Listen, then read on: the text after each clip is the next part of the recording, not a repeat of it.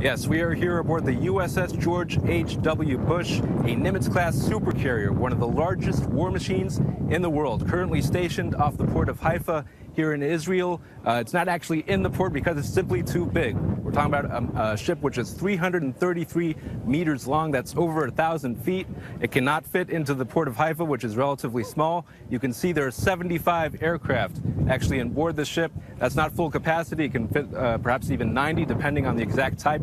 Most of these here are F-18s. We're talking about a ship which can hold almost 6,000 people. Currently, about 4,800 came aboard the ship to Israel. A lot of them are now at shore on leave. This ship will also resume its mission as part of Operation Inherent Resolve, the mission to annihilate ISIS, as the U.S. administration terms it. It is expected to return to that mission. The ship actually came from further east. It actually crossed the Suez Canal just a few days ago, and it has been engaged in Operation Inherent Resolve for some time now, and it will resume those operations. We also learned that from one of the officers speaking to us on board that this ship is also taking part in operations against certain Shiite militias backed by Iran in Syria. We've seen some recent altercations between U.S. forces and those Shiite Iran-backed forces. This ship took part in those altercations as well. Also on board today, the Israeli Prime Minister Benjamin Netanyahu. Let's hear what he had to say.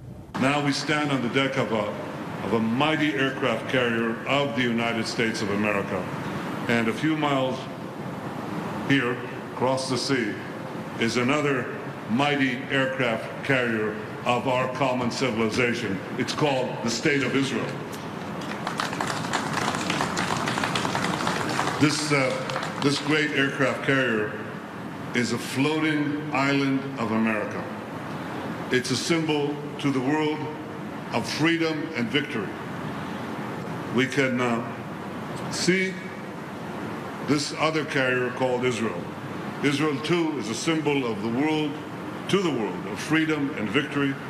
It too helps secure the world against terror.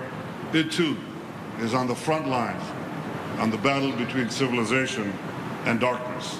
The crew and the ship will basically be spending the July 4th holiday here, anchored off the port of Haifa, and then will be resuming its mission as part of Operation Inherent Resolve after Wednesday. You can see the port of Haifa off in the distance there, where a lot of the crew members are basically enjoying themselves with some leave days. That's all for now from the USS George H.W. Bush.